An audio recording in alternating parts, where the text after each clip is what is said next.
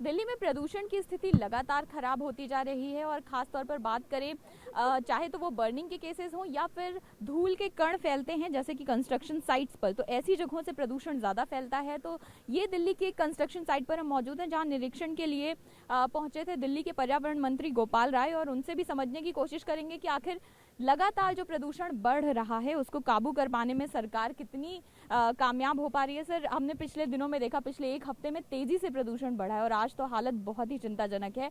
क्या जो उपाय किए जा रहे हैं कारगर साबित नहीं हो रहे? नहीं, उसका कारण ये है कि दिल्ली के अंदर से जो प्रदूषण पैदा होता है उसको तो कम करने में जो सरकार के एफर्ट हैं, लोगों का सहयोग है, उसमें हम कुछ कारगर हो पा रहे हैं। लेकिन जो बाहर से पोल्यूशन है, जो पराली जलने का पोल्यूशन जिस तेजी के साथ यहाँ पर आ रहा है, उसको लिए हमने केंद्र सरकार से निवेदन किया है कि जल्दी एक मीटिंग बुलाने की ज़रूरत है, ज्वाइंट मीटिंग सभी राज्यों के पर्यावरण मंत्रियों की, जिससे कि इसका एक तात्कालिक इमरजेंसी समाधान निकाला जा सके। क्योंकि अभी जो आंकड़े आए हैं, 45,000 से ज़्यादा जगहों पर अभी तक आग लगाई जा चुकी है और वो ट्रेवल करके दिल्ली में आ रही है। दिल्ली की जो भौगोलिक स्थिति है, वो हवा का, जो ही हवा की स्पीड कम हो रही है, वो सारा जो है स्मॉग पूरे दिल्ली के ऊपर चादर बन करके छा रहा है। तो हम दो तरफा काम कर रहे हैं। एक तो कोशिश कर रहे हैं कि दिल्ली के अंदर जैसे डस्ट पोल्यूशन है, हमने अक्टूबर में डस्ट एंटी डस्ट कैंपेन चलाया कि यहाँ से का जो कंट्रीब्यूशन है उसको कम किया जाए। अब हम आज से दोबारा एंटी डस्ट कैंपेन शुरू कर रहे हैं, जिससे कि जो धूल के जो कण जाते हैं वायुमंडल में उसको रोका जा सके। पिछली बार जो हमने किया उस पर काफ़ी सफलता मिली थी। लगभग 2,500 साइटों पे हमने निरीक्षण करवाया था, जिसमें से लगभग 2,000 जगहों पर नियमों का पालन करते हुए पाया गया। आज यहाँ हम एनबीसीसी का ये साइट है करकरडूमा में, जहाँ इंस्पेक्शन हमने किया, यहाँ भी काफ़ी नियमों का पालन किया जा रहा है। लेकिन कुछ इलाकों में चूंकि बड़ा यहाँ प्रोजेक्ट है जहाँ पे धूल के लिए इंतजाम नहीं है पूरी तरह से, तो अभी 5 लाख रुपए का जो है यहाँ पर जुर्माना लगाया गया। सर, जैसा आपने कहा एंटी डस्ट कैंपेन का दूसरा चरण शुरू किया गया है। जहां तक बात करें दिल्ली में होने वाले पोल्यूशन की, तो आईआईटी कानपुर के साथ मिलकर आप लोग एक रिपोर्ट भी तैयार कर रहे थे। क्या वो रिपोर्ट मिली है? और दिल्ली में अलग अलग चीज़ों से जो होने वाला पोल्यूशन है वो उनका प्रतिशत जानने की कोशिश करें तो वो कितना है?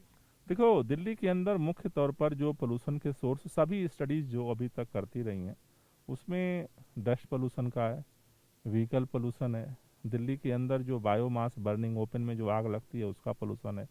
मुख्य तौर पर दिल्ली के अंदर यही सोर्स है, क्योंकि दिल्ली के अंदर और बहुत सारे चीज़ों पे काम ऑलरेडी हो चुका है।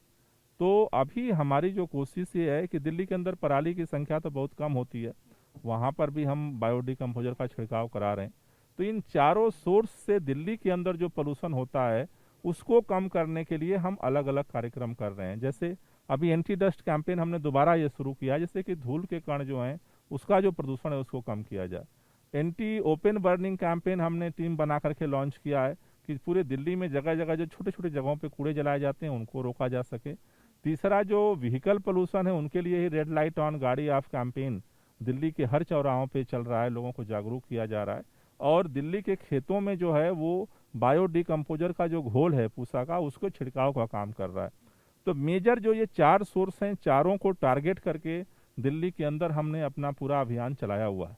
लेकिन ये सारा अभियान वहाँ आकर के जो है वो थम जा रहा है जब 45,000 जगहों पर आग लगी है और उसका धुआं आकर के दिल्ली को जब चौंक कर रहा है, तो वहाँ पर इसीलिए केंद्र सरकार के पहल की अब आवश्यकता बन जाती है, जिससे कि उसको भी रोका जा सके। आईआईटी कानपुर के साथ सर जो रिपोर्ट आने वाली थी वो क्या अभी तक मिली है? जो अक्टूबर में दोबारा से एक रिपोर्ट वो के लिए उनसे टाई अप किया गया?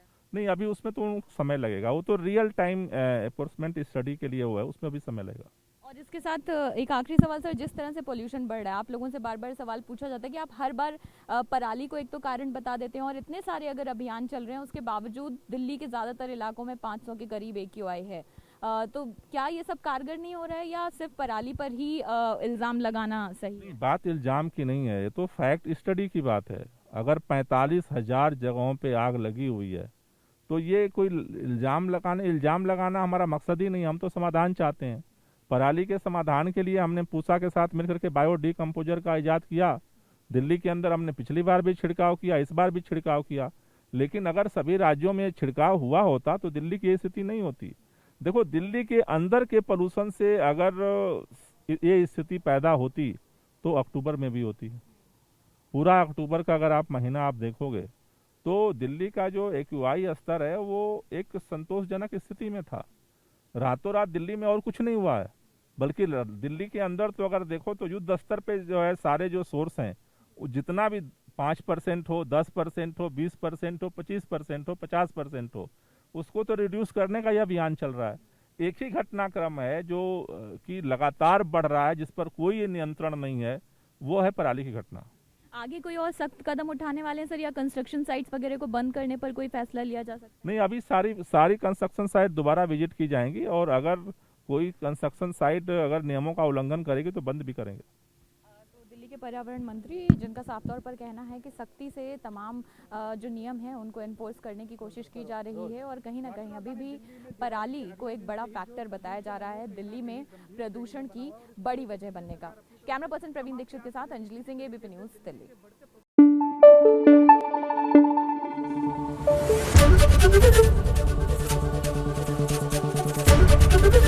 एबीपी न्यूज आपको रखे आगे।